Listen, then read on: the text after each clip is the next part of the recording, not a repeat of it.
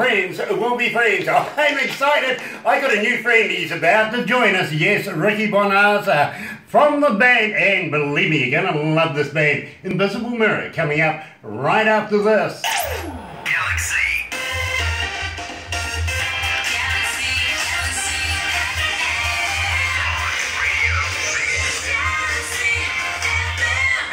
This is Jimmy G from Craven Strange. I just wanted to thank you for making our song the #1 requested song and the #1 most played song on Galaxy 107. Just while the first song. Awesome. Thanks, guys. Can't wait to see you when we told you. Just while the first song's about to play, do you need anything, bro? Do you need any water, any beer, maybe a joint?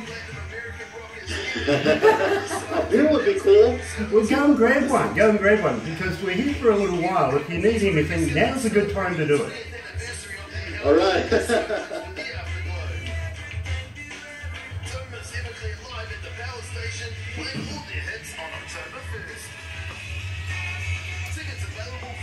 I am so looking forward to this. Coming into Crank It Up magazine is what I think is one of the most formidable modern rock bands of all time, Invisible Mirror. Keep following, you'll find out about these guys very shortly. Have teamed up with online publication Crank It Up magazine, which gives you advertising opportunities. As you know, Ricky, we're filming this so that we can put it into Crank It Up magazine. And we also do a few little stingers for it every now and again, and just to do that.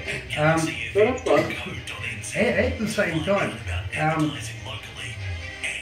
when I first heard your music, I really seriously looked at our engineer and I said to him, holy shit, find out more, get me more of this music. Then I went to go and see Barbara, and Barbara says to me, Grant, you never asked for bands, what's this, you know? Really? So, because I'm very hard to please, I got to admit, I really am. So, what was that got you into this? Like, I mean, our music? It was the Frozen River. Just, look, I'm an engineer myself. All right. I've done live shows around the world, I've done studio work, also worked with radio stations, as you might be able to tell, and TV companies and stuff like this. I know what goes into recording a song, what goes into producing it, everything like that, the hard work behind it. And then what goes into actually doing festivals and showing it to the crowds. I know the whole concept of that. And when I listen to your music, you see, I don't listen to it as a fan, I listen to it as an engineer, which breaks it down into its increments. Yeah, exactly. And the quality and the talent that goes into putting that together was just incredible. You guys are bloody awesome, and I am not going to hide that, I'm really not, because I'm that impressed. Thank you. And I've worked with some of the biggest bands in the world here in New Zealand and around the world. I've travelled with a few, and believe me, when I get excited about it, my staff get excited. You transpose that. You push that to other people. Exactly. And believe me, it is a pleasure to be able to do this because we would love to be able to bring more awesome talent like yours to the world, literally. You want me to downsize that? There we go. How's that? Nice. At the same time, I'm going to ask you things like, is there a possibility that we can get you to send us some of your merchandise and some of your CDs and stuff so that we can do a competition, keep your name rolling with our listeners, because believe me, of course, I think that they're going to eat you up here in New Zealand. They so far, going by what we get on the emails, it's ridiculous, it really is. So we would love to be able to do that. At the same, of course. And then I'm going to be really cheeky and say, how would you like to do me some stingers? Or maybe you call them liners over there, you know, something like, hi, this is Ricky from Invisible Mirror. You can hear us on a Saturday night on heavy metal shows or something like that, you know what I mean? And we can slide that on Galaxy 107 FM. Exactly. Yeah, I can do that. Nice. Like after, are you going to tell me when to... Yeah, no, later on, whenever you feel like doing them, at your own peril, if you know what I mean. Always like something original, something out there that's quite funny and funky, if you know what I mean. Yeah. And at the same time, if you feel like giving me shit today, please do. I love that. I can take it. Let's say, is that the video selfie, or you want to do that during the show right now? No, we can do this thingers or liners anytime. Oh, all right. Yeah, sure. No worries right now. Okay. But at the same time, I've always got a camera pointing at me, so it's always funny. I always want to do things like poke tongues at people. So anybody that's watching right now, you know me.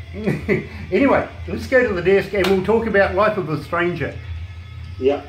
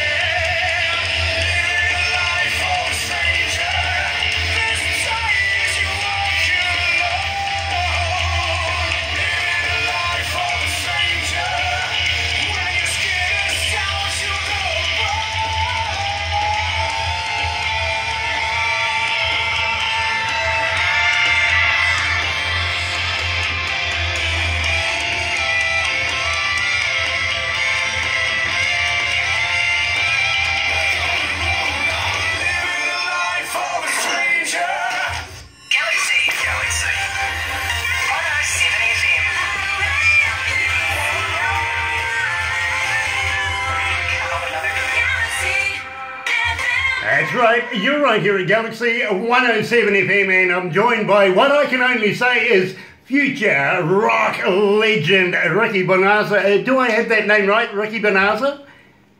Yeah, that's correct. That's correct. Yeah. Nice. I hate to get the name wrong right now because, believe me, I am such a huge fan of your music. I really am. And we welcome you here to Galaxy 107 this morning, or this afternoon over where you are in LA. I am in LA. Yeah, right now I'm in Hollywood. And at this point, also thanks for having me. Thanks for playing our band, and it's a pleasure talking to you guys. You know, it is an absolute pleasure talking to yourself as well. And when I first met you, I kind of got a little, I wasn't quite sure what the connection was to Switzerland. Now, apparently you originate from there, making your home now in that famous 30-mile square of LA. It's nice to have you. Now, you people of the band, of course, is Chris Swartz. Now, he's only new to the band. Tell me about that. Yeah, Chris is our new member, so to speak. He joined the band, I think it was 2015, 2016. And I feel lucky to have to be able to work with a singer like that. And it's a pleasure working with him. Funny guy, and I mean we're lucky to have him because he was literally like the last person on the list when we were auditioning singers. And for some reason we didn't know how he sang because the guy that we heard on the website, which was supposed to be him, wasn't him. And so we were all nervous when he got into the audition because we really had no idea. We didn't hear any demos. And after we started the song Frozen River, and after the first 3 lines that he started to sing, I look at my guitar player and we're like, shit, man, that's the guy. That's the guy. So, funny story. You know, to be quite honest with you, he absolutely emulates the epitome of being your lead singer. He absolutely defines your band, I think. What a great voice he's got. Now, you're also a vocalist yourself, but the bass player as well. And then you've got Claude. Now, he does guitars and also...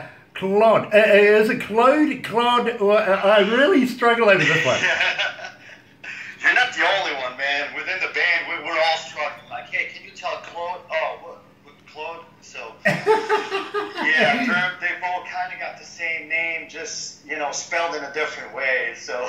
Right, yeah, because I was talking to the famous Barbara about it, and she goes, don't call him a clod. Just don't do that. Okay, and then you got Salona as well. Now, Salona plays the drums. That basically is your whole band. Now, you formed about 2010, I gather, and you've done some absolutely monumentous things since that time, but your influences are bands like Led Zeppelin, Metallica, Black Sabbath, Pantera, Pink Floyd, and also Iron Maiden in there. Now, I've worked with a couple of those bands over the years, and I can see exactly where your influences are showing in your style of music. It is absolutely brilliant. How would you like to give us the name of your label? I've got it written here, but I really don't want to fluff it up. How would you like to give us a plug for your label? The label is called Wormhole Death. It's run by Carlo Bellotti, and they're based in Italy. So it's an Italian label, and Carlo has been amazing to us and really supportive over the years now, and it's no secret that during the album production we ran into some situations and challenges, and he was really supportive and always kept the band on going, and he was patient because as we do, he really believes in the product and in what we do, and so that really pushed us to keep going forward and get stuff done. I really appreciate that, simply because being a novice myself, and I've got to admit it, I actually found you guys by sheer accident, but I am so ecstatically happy that I have, and believe me, it's very copacetic with me, because the rest of the staff usually produce stuff for us. For myself, this is a big one for me, because I absolutely love your music. Being an engineer, and as I was saying to you, I incrementally break things down. I can't fault your music, I really can't. I'm absolutely in love with it. Now, you're also the manager of the band. It must take up a lot of time in promotions and getting everything going for the band? Yeah, I mean, there's a lot of stuff. I'm not doing it all myself, so we do, me and Claude Magyar, we do a lot of stuff together. So he's actually more into the management, sort of, organizing things, and I'm more into the everything that has to do with being creative, like the production, the songwriting, the recordings, and all of that stuff. And we also work with a booker. And also, of course, Carlo and Wormhole Death, they did a lot for us in terms of promotion. So getting stuff out there to magazines and stuff like that. So it's a team. It's a small team, and we try to make it work as good as we can with the limited budget that we have. We're always 100% into it. I tell you what, a little later on we're going to talk about all the websites and how people can get hold of you. I'm sure the limited budget's going to climb after that. But I want to talk to you. I want to talk to you about the entry song that we just played, "Life of a Stranger." Now, how did you come to the lyrics of that? "Life of a Stranger." Basically, the title says it all. It's about people having a hard time to find a place where they belong. And sometimes that could be when you're on the road, when you're touring, you're always in a different city, you're in a different country, and, far from home. In my case, it was inspired by a real life event. I'm Italian, my family's Italian, and I grew up in Switzerland. And so it was like, in Switzerland, I never really felt like home, it's like I got picked on a lot. When I went back to Italy, it's like, oh, you're not one of us. And so it's like, it was really difficult to find a place where to belong. And I'm sure a lot of people can relate to that. not in the same situation as I have, but in different situations. You know, I get that now, actually. You know, it's quite funny having an Italian in Switzerland now making his home in LA.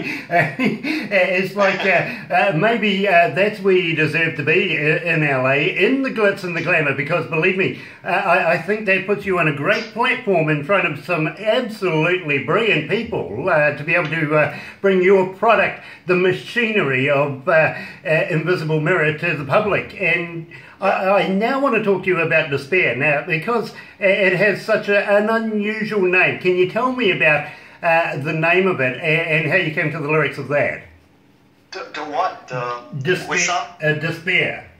Oh, Disappear. Disappear. Sorry. Disappear. Oh man, that's an old song. Yeah. I kind of raked up one or two oldies. Well, Disappear. I'm sure it's about. Everybody, I think, had a situation where, you know, they hit rock bottom and they just, you know, kind of wanted everything to just go away and maybe escape all of the challenges or problems they're facing.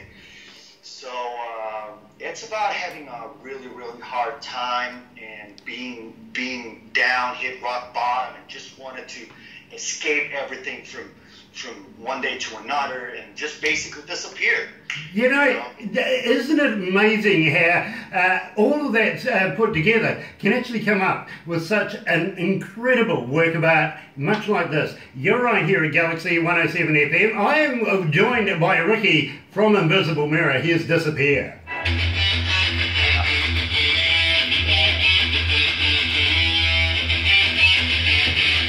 Oh, I love this. Sorry, my bro. I am such a happy man. I love this. No, man, that's it's cool, man. It's a lot of fun. Thanks again. My pleasure, my bro. It really is a pleasure. I'm going to talk to you because now you're coming into summertime over there. Are you looking at doing festivals, doing shows? Are you looking at touring? And I want to talk to you about the Steel Festival in Zurich, for instance. What was it like being in public in Zurich compared to what is it like being in front of public in America? I would think there would be a lot of similarities rather than differences. Yeah, I mean, it's different. So, and let's say we tour Eastern Europe, and people over there are crazy, you know, and it's literally, and in Switzerland, I think it's like people have to listen, and if they like you, you know, they're gonna go crazy. If not, they're maybe a little bit more easygoing. You know? Yeah, believe me, that's like Kiwis here. If they love you, they go nuts. If they, not so much, they buy popcorn. Yeah. You see, what we do is no matter where we play, if it's just 2 person in front of the stage or 3, we just go out there and we execute, because, you know, we feel like no matter where you are, if you're in the States, if you're in Germany or whatever, if you want people to get energetic and bang their heads with you guys, you have to, like, you know, do that yourself and make people be part of the show. Exactly. Now, do you, when in Europe and that, do you speak in their own lingo? Like, do you speak German to the Germans? Do you speak Swiss to the Swiss? And do you speak American to the Americans? Yeah, pretty much. Pretty much. Nice. I mean, of course, for Chris, of course, when you speak in your own language, it's a little bit easier to communicate. For me, it's not really a problem to do it in English or even Italian. I can do it in Italian. Nice. So yeah. Do you think that English is primarily the language for music? Oh yeah, I think so. Yeah, I think so. I was speaking to another band coming out of Europe as well, and they predominantly speak German, and they struggle with the English, but by excuse my language, but by hell, as soon as they get near a microphone, perfect English, and it's like mouth drawing, you know, it's like, holy hell, can't you speak this between the two of us? You know what I mean? Struggle as, but hey, that happens, you know. So anyway, we've got about 2 minutes left. And the next one we have is End of Time, so we'll have a quick chat about that, as well as your touring dates and stuff like that. Let's get those out there. Give a few places if you're doing any shows or anything, some plugs, so that we can get people to come along and have a listen to you. I don't think they'll be disappointed, bro. I really don't. No, right now we're because of all the summer festivals and stuff, we're off the road, and so as soon as we can make schedules work, we plan to be back at the end of the year and early next year with another full tour. Nice. So anyway, let's go back to the desk. Yeah. Listen to that guitar.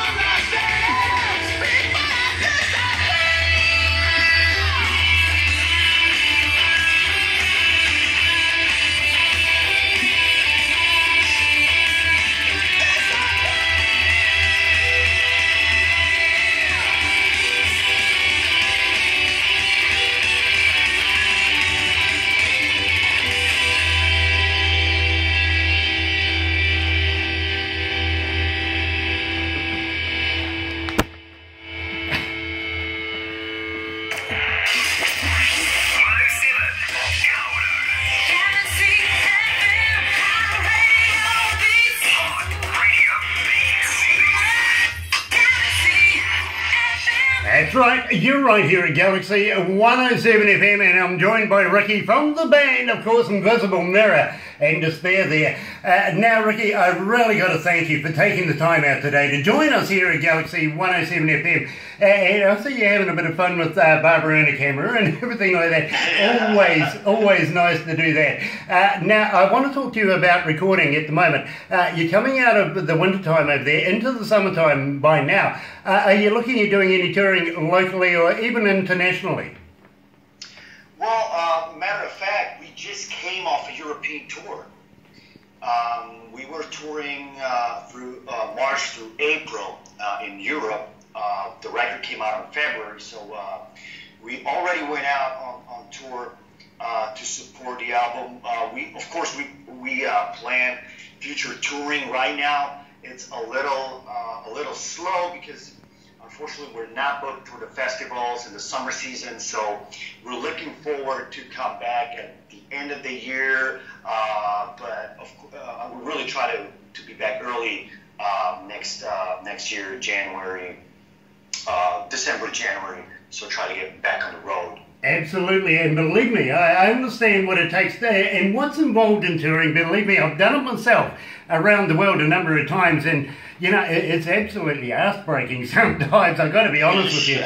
And now, from time to time, we get some of our listeners who chime in with a little question or two. Guaranteed, coming out of Cairns, we're going to get a young lady that's going to come up and ask me, you know, can you ask them about the marital status of the band? So she's already hit us this morning. Are you married, my friend? And how many people in the band that actually are, and who's single? Because I think she's looking for a future husband. Actually, nobody's married in the band, and nobody has kids. Very cool. I'm going to have to edit that out now, aren't I? Yeah. She's going to be telling you. Yeah, Chris, he has a fiance, so... That's married. Yeah. Yeah. Yeah. But other than that, no, nobody's married. Nobody's got children. I mean, at least not that we know of. You know, You never know. that really makes it that much easier to be able to do what you do with the professionalism that you do put in, because believe me, sometimes families can sort of weigh on a band and can affect a band's prosperousness or where it goes. So I understand exactly where you're coming from. But at the same time, for those bands who are married members and stuff like that, you know, the wives, having their support and having the love and the trust to let your husband go around the world and perform in front of so many lovely people out there, you know, that must be stressing on a family as well. So I understand exactly where you're coming from. Now, I want to talk to you about the Steel Festival in Zurich. Now, is it easier to be able to perform in European countries and speak their language, or is it much like performing in front of American audiences where you can do everything in English? And do you think English is the primary language for music? I think so. I think since English is a world language, I think people from all over the world can relate or understand your lyrics. I would believe a lot of people when they listen to Rammstein, they might have a little bit of a harder time understanding the lyrics, but it's what they do and it's cool. So I think at the end of the day, you just got to do what you feel more comfortable. If you're feeling more comfortable singing in your native language, go ahead and do it. For me personally, and I'm speaking for myself, I always wanted to have an English singing band. As far as performing in front of different people in different countries, I think it's no matter where you are, as long as you can, no matter what language, as long as you can transfer the energy that you have on stage to the people, I don't really think people care too much about what language you speak. I think if you give 100% on stage and you make people part of your show, and you try to make them all one family, I think it doesn't really matter. Very cool answer. I really can understand that. Just got to ask you one thing though. Let's set the scene. The crowd's out there. It is mulling around. It is sounding really electric. The anticipation is building. Do you still get the butterflies just moments before you go on stage? Yes, I do. I mean, I can only speak for myself. The first, always halfway into the first song, my hand is shaking a little bit. My legs shaking a little bit.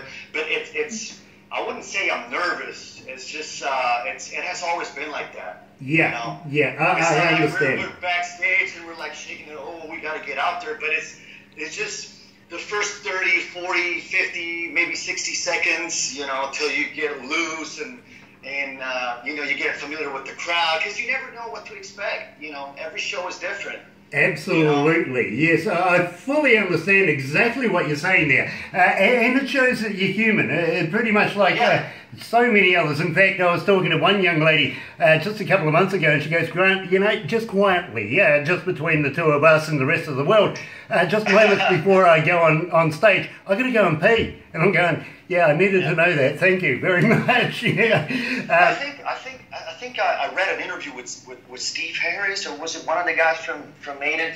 And even after 40 years, they still are a little bit, Exactly. Of course, like 50,000 people, but Well, given the fact. We're going to try and put you in front of at least some of that crowd here in New Zealand at some stage. Now, I want to talk to you about End of Time. Tell me all about that, because I'm absolutely fascinated with this song. Wow, I'm surprised you picked a lot of the old songs.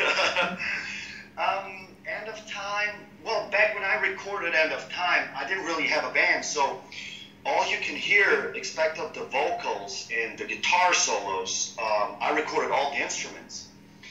For that first record, and End of Time was the last song I wrote for that record. I think favorite. We still play it live. And all the members in the band, they love that song. You know, I can relate to that feeling because when I very first, am I shouting at you? I'm sorry. When I first heard this, I adopted the song myself very, very quickly, and I literally took it home and had a listen to it at home through some of the equipment that I have at home, and fell in love very, very quickly with this song, and thought it would be remiss of me if I didn't actually add it into this interview. So let's play it right now. Here we are with Invisible Mirror and End of Time right here at Galaxy 107 FM.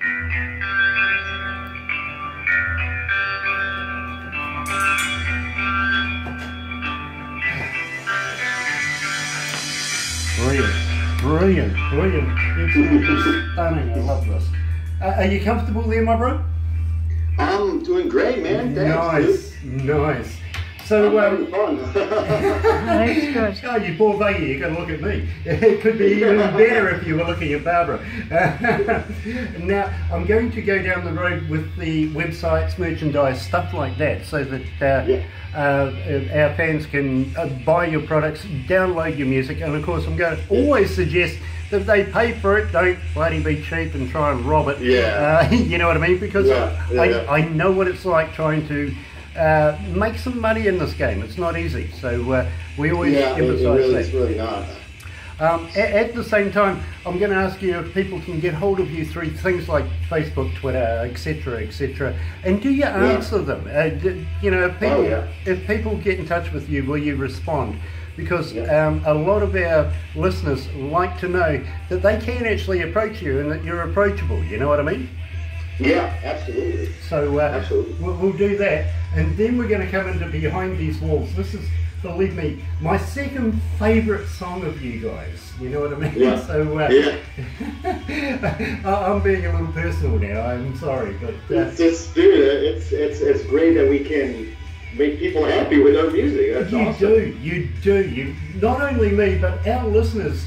You know, I'm blown away by the response that we've had over the number of weeks that we've been playing you, and how they've responded to us and your music, and want to know more about it. As I said, this young lady from Cairns, for instance, she switches into every interview that we do, and she's always asking pretty much the same question. You know, are you guys married and everything like that? You know, and she wants to know when you guys want to come to Australia because she would love to go and see us. You know, at the same time, I think she's looking for cheap tickets. We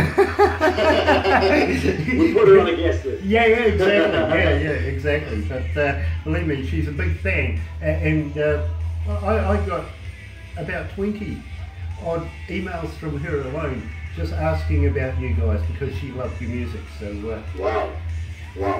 So it's great. It's great to have such a big response. I mean, I get shocked. You know, I get shocked if I get maybe a dozen over a couple of weeks for one particular band. When it's running into hundreds, it just freaks me out. Yeah. You know? Absolutely. And besides, the receptionist is going, I am not dealing with that, Grant. You can go and bloody deal with that, as too many. She really does. At the same time, I want to talk to you about supporting Iron Maiden's singer Blaze, how you managed to get hold of that and everything. So that's where we're heading at the moment. And after we do Behind These Walls and coming into Frozen River, we'll talk about Crank It Up magazine and maybe getting you down here, down under. Yeah, sure. Let's go back to the desk. All right.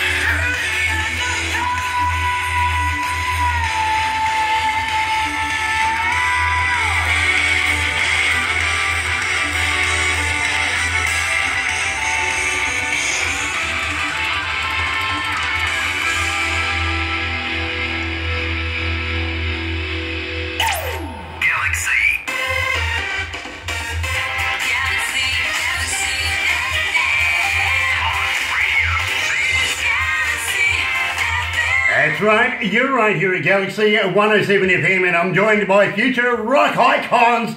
Yeah, Invisible Mirror, and of course, I want to ask you, Ricky, about your websites and everything like that. Now, we have a lot of fans that want to know more about you. Now, if they got hold of you, would they be able to find you in places like maybe Twitter and, of course, Facebook? And do you have a website for your music? Now, don't forget, folks, if you do find their music, buy it, all right? Don't be cheap. Don't try and get it for nothing. Buy it. And do you have a merchandise store? Yeah, people, the easiest way to get in touch with us is Facebook. We're on Instagram too. We're not on Twitter. And of course, through www.invisiblemirror.com is our official website. We're reconstructing the website a little bit right now, but there's still an email address where you can get in touch with us. Facebook would be the easiest thing right now. And I see here that we have 100% response rate of 3 minutes time.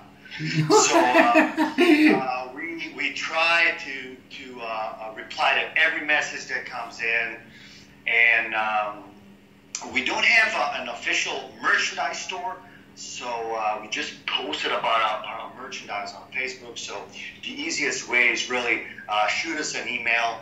I think it's contact@invisiblemirror.com, or the best way is just to send us a message on Facebook, and we get in touch with you, and you provide us with your details, where you live, and we make sure that we can send stuff to you. Absolutely. That is so cool, and it's nice to know that you will respond to fans who, without the fans, really, there's nothing in the world, if you know what I mean, as far as an artist goes. So it is nice to have an artist that responds to their fans. And I respect that very, very much. I've just got to ask you very, very briefly, though, Ricky. Tell me about the name of your band, Invisible Mirror. Where did that come from? I get asked that a lot. It just popped into my mind. It sounds kind of silly, but I was walking and passed like a dark road, and there was a church and everything, and everything was so dark, it almost scared me a little bit. And then I was thinking, Invisible Mirror. It just popped into my head, and I was like, man, that sounds kind of scary, and probably a lot of people are gonna ask, what does that mean? So it sounds mystic, and people can imagine, kind of paint their own pictures. And that's what Invisible Mirror has all been about. Lyrically, it's not just one particular a topic. It's a lot of people can relate to it. A lot of people can relate to a lyric or to the band name in a different way. So it's always kind of between the lines and stuff like that. So I love it. Honestly, I love it. I absolutely, as soon as I heard it, I just gravitated towards it, if you know what I mean. When I was strolling through the internet and found you to start with, it was actually the name that attracted me to it, to be very, very honest with you. So you've done absolutely the job right there. It suits, that's the brand. It really is the brand. And we want to sell that brand as much as possible. So folks, look for Invisible Mirror wherever you go, and believe me, I'm sure you won't be disappointed. Now, I also want to talk to you about maybe getting some merchandise off you ourselves. I really want one of those t-shirts that I saw your lead singer. I saw a photo of your lead singer wearing one, and he says, like and share and be in to get yourself one. Well, there's a number of staff up here. We have about 5 people up here that would love one of those shirts.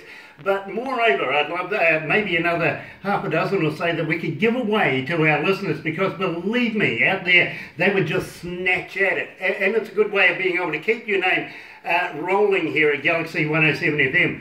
And we also spoke about the stingers and liners earlier on. Looking forward to getting those. We play a number of those from bands like Voices of Extreme, and Zeno, and so many others. We'd love to be able to put you in there as well.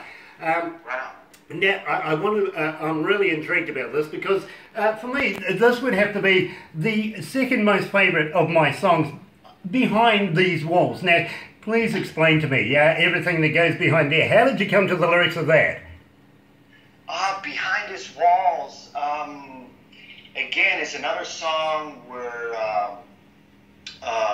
sometimes it's about you have to do your own thing. It's like behind these walls, it's, you know, you decide. It's about you, and nobody tells you what to do. Nobody tells you what to say. You can feel free to do whatever you want. I always felt like that, you know, back where I'm from, or generally, I think, a lot of people, you know, adapt too much to society, and society's trying to kind of put a rule on how to behave and what to say and what not to say, and that's what a lot about America, you know, it's like this freedom of speech. You say what you want. It's your right. And Behind These Walls was really, it's like, be yourself. You know, don't listen to what others say, because behind these walls, you are your boss, and do whatever you want. You know, you can do it. You know, having said that, Ricky, I'm going to play it right now because I can't wait. I really can't. Love your music so much. So right now, here is Invisible Mirror and Behind These Walls.